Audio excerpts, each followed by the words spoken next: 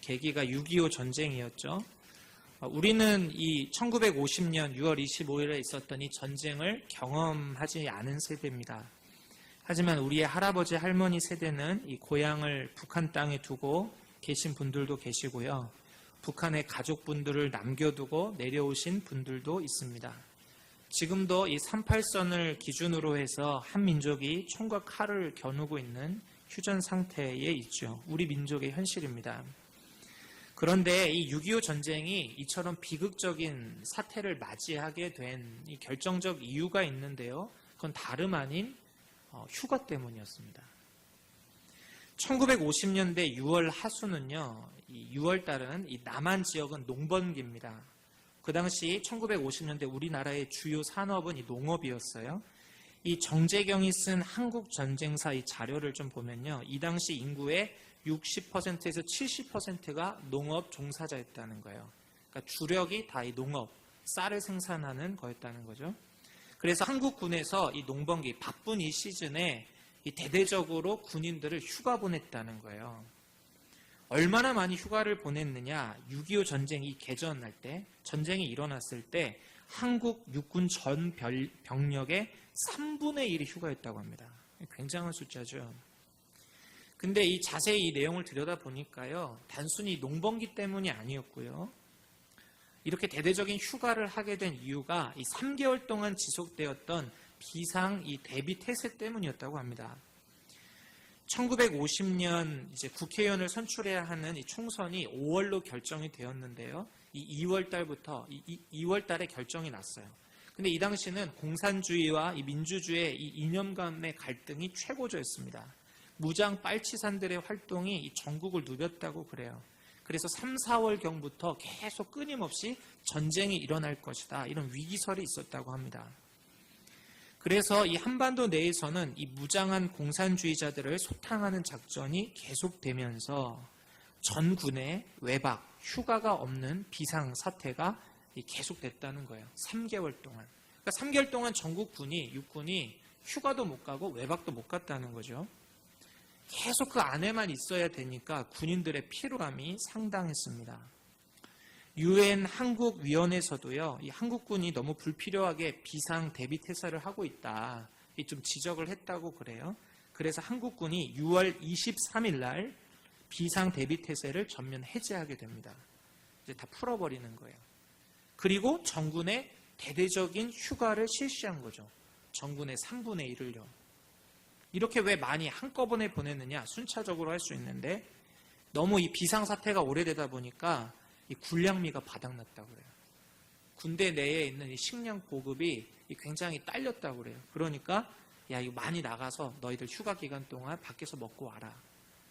이 농번기 또 일손도 도와라. 이런 명목으로 많은 대대적인 휴가가 있었다는 거죠. 만약 6.25 이 당시에 휴가로 인한 전력 손실이 없었다면 전쟁의 양상은 달라졌을 겁니다. 북한군이 북한에 있었던 이 6.25 전쟁을 일으키려고 했던 이 북한군이 쉽게 내려오지 못했을 거라는 거예요. 왜? 전력을 가지고 있기 때문에. 그리고 초반에 밀고 오는 북한군에게 그렇게 쉽게 밀리지는 않았을 거라는 것입니다. 정군이 무장해서 경계하고 대비하고 있었다면 6.25처럼 이 전쟁이 순식간에 확전이 되고 이렇게 밀려서 민족의 아픔이 되는 일은 없었을 수도 있었다는 거죠. 경계하고 대비했다면 달랐을 겁니다. 신앙생활도 여러분들 마찬가지입니다. 사탄, 이 마귀는요, 쉬지를 않아요. 이 방학이 없고요, 휴가도 없습니다. 호시탐탐 우리를 쓰러뜨리려고 엿보고 있습니다. 장소도 가리지를 않아요. 이 마귀는요, 이 대충도 없습니다. 얼마나 전력을 다하는지 지혜로웠던 아담과 하와, 모든 동물들이 왔을 때 동물의 이 특징을 보고 이름을 지어낼 정도로 지혜로웠던 아담과 하와까지도 넘어갔어요. 굉장히 치밀하고 간교했죠. 그리고 이런 마귀는요, 사탄은요, 신분을 따지지도 않습니다. 차별 없이 누구나 남녀노소 지위고하 막론하고 이 전방위적인 공격을 합니다. 심지어 예수님까지도 시험을 받으셨어요. 마태복음 4장에 보면 예수님이 마귀에게 이 시험 당하시는 말씀이 기록되어 있죠. 마귀는 광야에서 예수님을 시험했습니다. 두 번째 기회에서 시험을 해요. 데리고 가서. 장소를 가리지 않았다는 거예요. 이게 여러분 인상적이죠? 성전 꼭대기, 성전에서도 시험을 했다는 겁니다. 이것은 여러분 교회에서도 사탄이 이렇게 우리를 넘어뜨려 하는 일들을 하고 있다는 거예요. 어떤 장소가 이 안전지대가 아니라는 거예요. 장소에 있으면 안전하다. 이게 아니라는 거죠. 하나님을 예배하는 이 시간 자체도 우리 안에 여전히 시시탐탐 노리면서 작업들을 하고 일을 하고 있다는 거예요. 예수님이 받으시는 그 시험을 통해서 우리에게 얼마나 사탄이 전방위로 공격하는지, 심지어 이 시험하는 소재도요, 이 돌까지도 이용해서 돌을 떡으로 바꿔봐라. 모든 소재를 가지고 예수님을 시험합니다. 넘어뜨리려 했죠.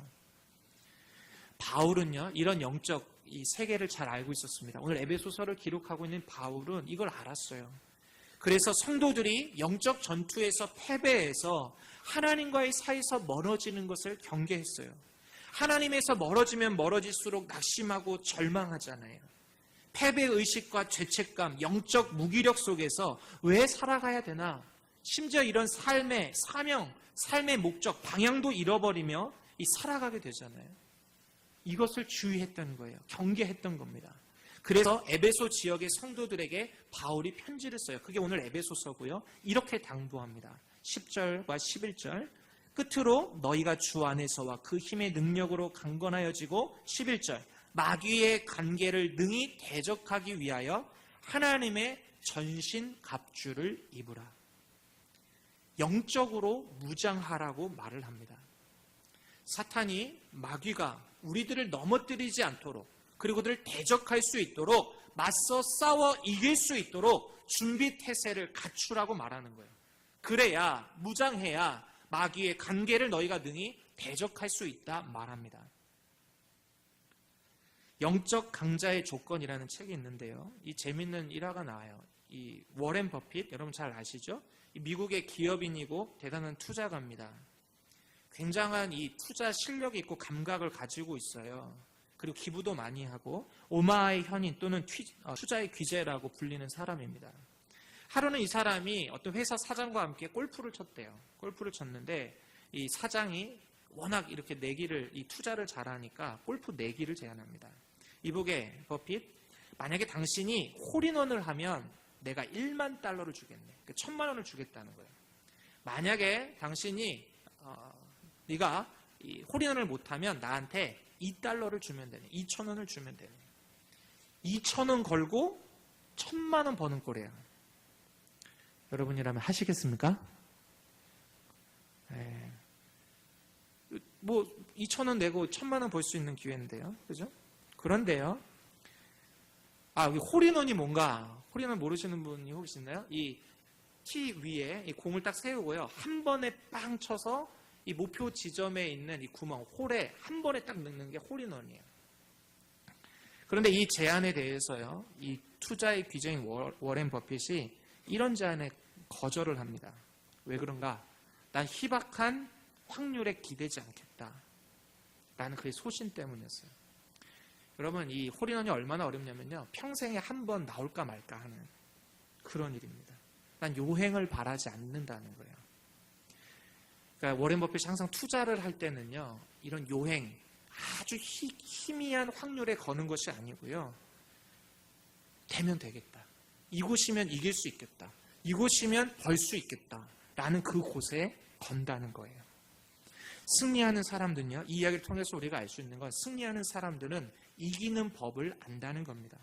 지는 싸움, 쓸데없는 싸움을 하면서 인생을 낭비하지 않는다는 거예요. 이것이 순리요 상식입니다. 약할 때 싸우면 백전백패입니다. 예수님도 마태복음 12장 29절에서 이렇게 말씀을 하시는데요. 새 번역 버전을 읽어보겠습니다. 사람이 먼저 힘센 사람을 묶어놓지 않고서 어떻게 그 사람의 집에 들어가서 세간을 털어갈 수 있느냐. 묶어놓은 뒤에야 그 집을 털어갈 수 있다. 강도가요, 어떤 사람은 집에서 물건을 가지러 갈 때 힘이 약하면 들어가서 어떻게 해요? 당하죠. 힘이 세야 집에 들어갔을 때 강하게 묶어두고 그것에 있는 물건을 가지고 나올 거잖아요. 결국 강한 자가 이긴다라는 것을 말씀하는 거죠. 여러분, 영적 세계에 마찬가지예요. 신앙생활도 마찬가지입니다. 우리가 우리의 연약함을 인정하는 것, 이건 여러분 옳은 일이에요. 그런데 나 연약하다 하면서 아무것도 하지 않는 것은 옳지 않습니다. 건강한 신앙이 아닙니다. 비무장으로 전투에 나서는 것은 어리석은 신앙이라는 거예요. 오늘 성경은 말씀하죠. 하나님의 전신갑주를 입으라.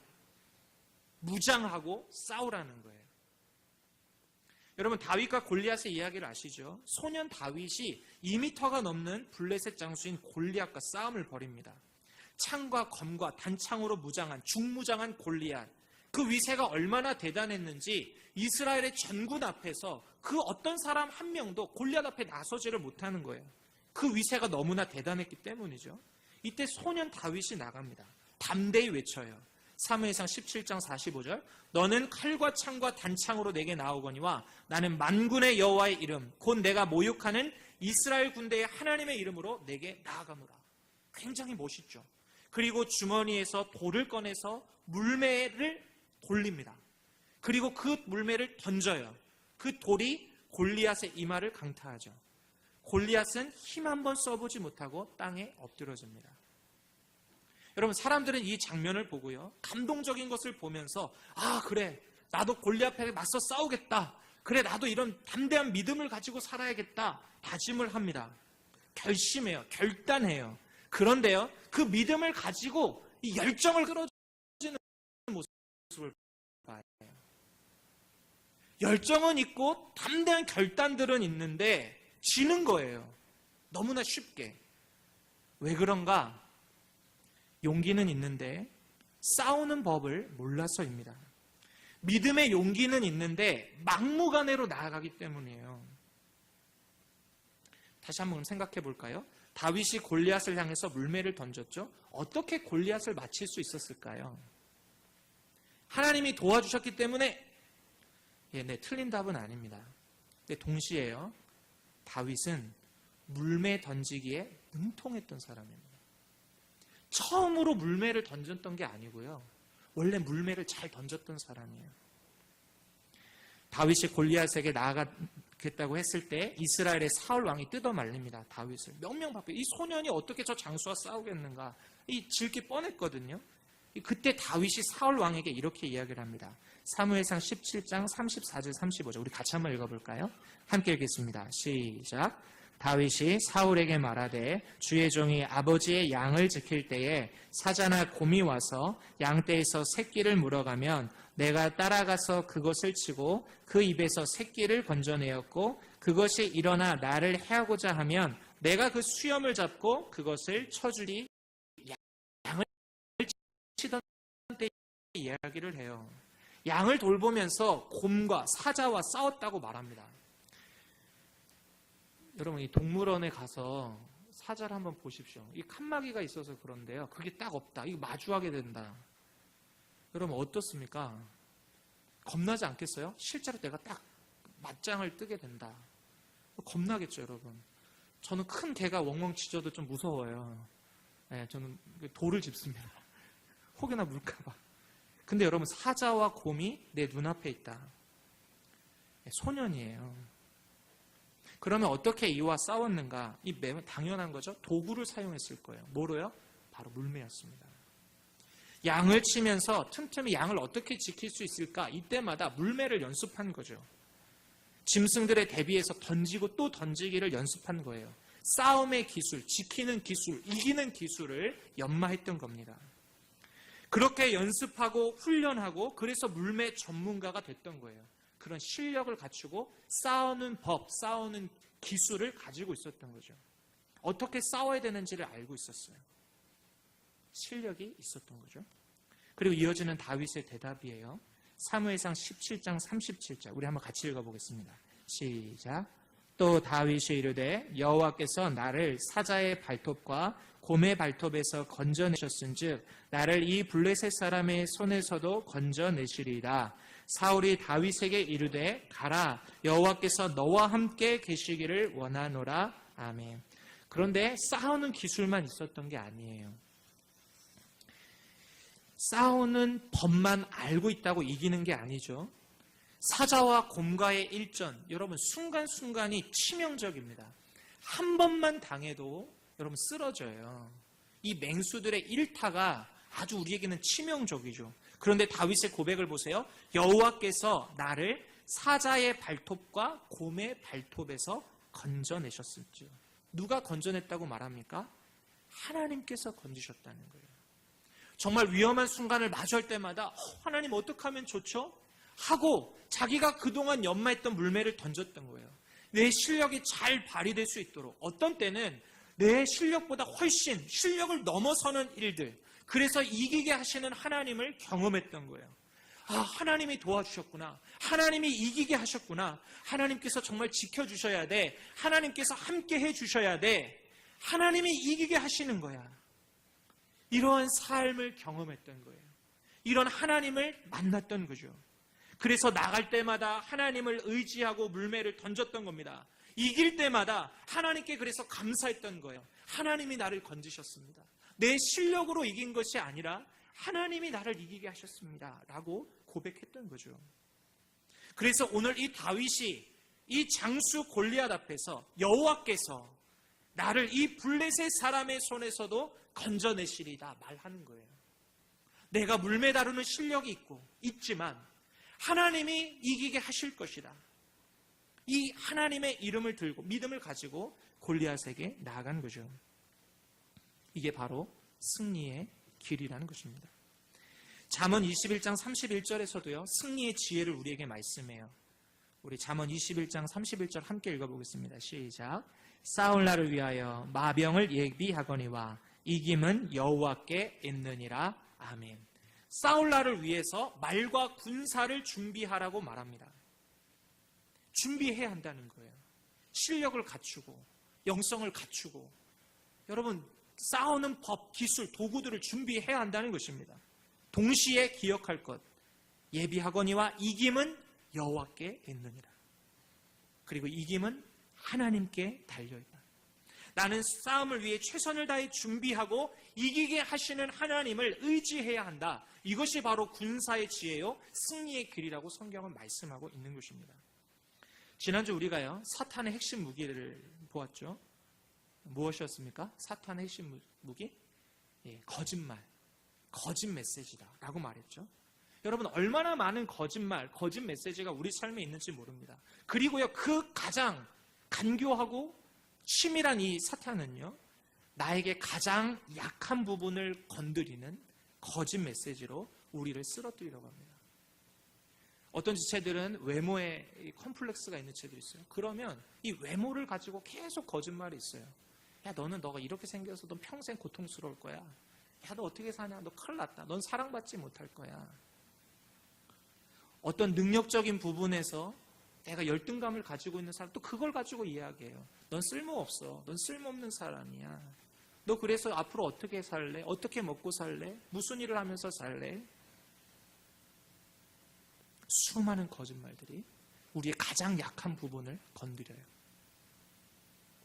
거짓말로 우리로 생명을 얻지 못하도록 할 뿐만 아니라 생명을 얻은 주님께 속한 사람이 되었을 때에도 예수님 안에 주신 그 풍성한 삶, 행복한 삶을 누르지 못하도록 끊임없는 거짓말을 쏟아붓습니다. 가정에서, 학교에서, 학원에서, 직장에서, 심지어 교회에서도 이런 거짓말들이 나와요. 책에서, 매스컴에서, 부모님에게서, 친구에게서, 선생님에게서 전방위적으로 심지어 내 안에서도 끊임없이 마음 한쪽 견에 계속 들리는 거짓말들이 있어요. 하나님과 점점 우리를 멀어지게 해요. 점점 하나님이 잘 안 보이게 해요. 우리의 영적 시각이 어두워지게 합니다. 하나님의 말씀이 잘 안 들리게 해요. 영적 청각을 무뎌지게 합니다. 거짓말 속에 계속 살아가면서 노출되며 살아가면서 우리의 영적 감각기관들을 마비시켜버려요. 그 지난번 얘기한 것처럼 거짓 평안인데 거짓 행복인데 이걸 분별할 수 있는 감각이 없어서 이게 진짜구나. 그것에 만족하면서 살아가도록 하는 심각한 지경에 이르게 되는 거예요. 여러분, 건강한 사람은요, 뭔가 질병이 딱 왔을 때 반응이 와요. 내가 뭔가 안 좋구나. 근데 진짜 심각한 상태는요, 나에게 중증이 있는데 그걸 못 느끼는 거예요. 정말 그게 심각한 상태죠. 치명적이에요. 오늘 말씀 이야기합니다. 하나님의 전신갑주를 입으라. 우리에게 전신갑주가 필요하대요. 한 부분만 가리는 것이 아니라 머리부터 발끝까지 전신에 있는 갑옷, 이 무장이 필요하다는 거예요. 이 바울은요, 이 하나님의 전신갑주를 로마 군인들이 무장했던 갑옷으로 빗대어서 이야기합니다. 그래서 우리가 읽었던 에베소서 6장 14절에 17절 보면 진리의 허리띠, 의의 호심경, 평안의 복음이 준비한 것으로 된 신발, 믿음의 방패, 구원의 투구, 성령, 말씀의 검을 이야기합니다. 머리부터 발끝까지 어느 곳으로 공격한다 할지라도 그것을 막아낼 수 있는 무기, 그리고 그런 거짓말에도 꼼짝하지 않을 수 있는 그런 무기, 그리고 공격할 수 있는 무기, 하나님의 전신갑주를 입으라 말해요. 그러면 이 전신갑주는 무엇인가? 여러분, 하나같이 살펴보면요, 하나님의 말씀입니다. 진리의 말씀이에요. 예수님이 마귀의 시험을 대적하실 때 다른 것으로 이기시지 않았어요.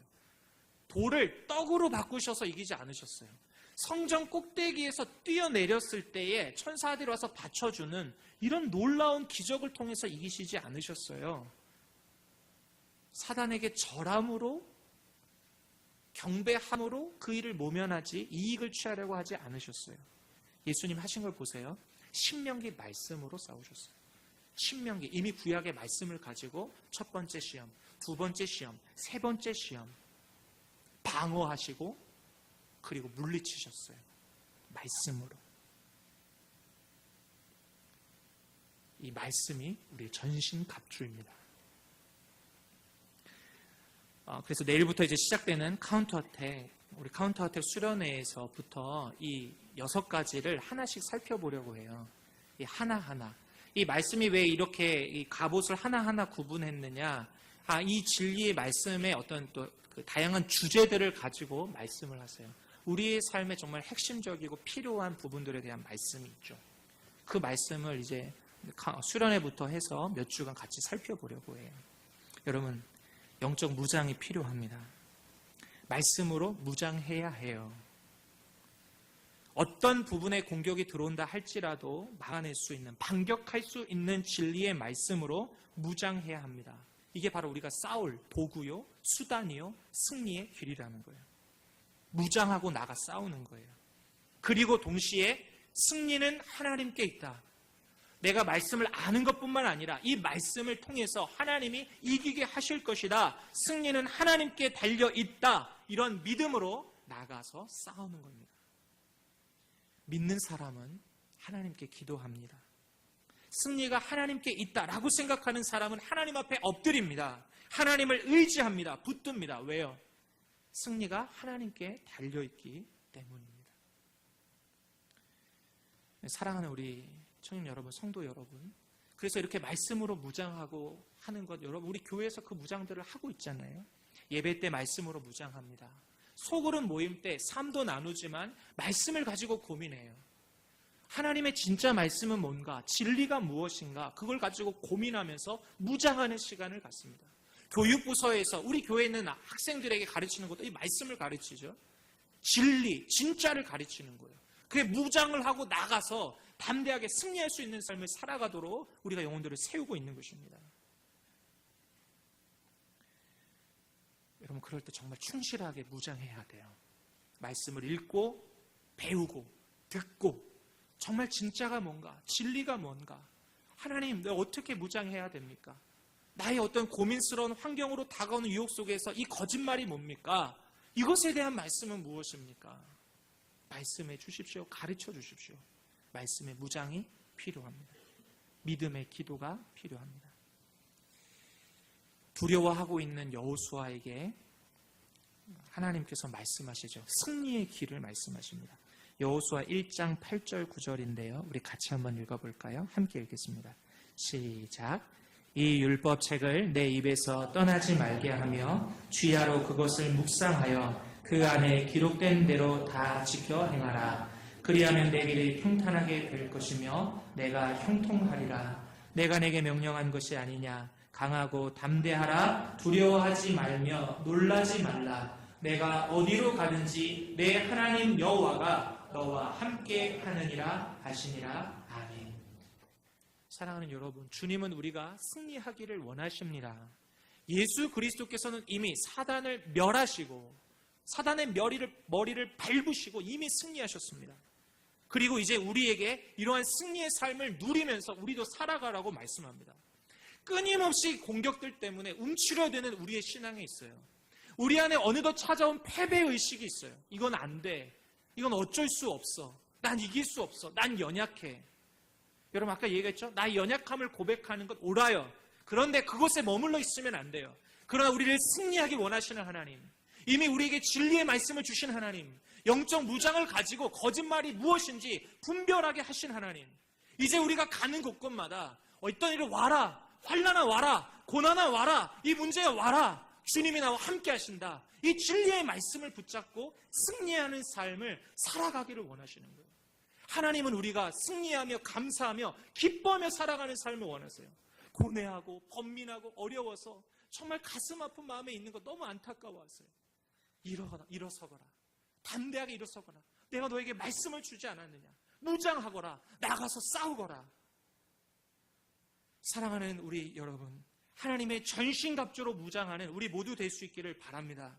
더욱더 말씀으로 무장하고 기도하면서 우리에게 주어진 이 3월, 새롭게 열린 이 3월 힘있게 승리의 날들로 채워갈 수 있는 주님의 군사들 우리 모두가 될 수 있기를 바랍니다.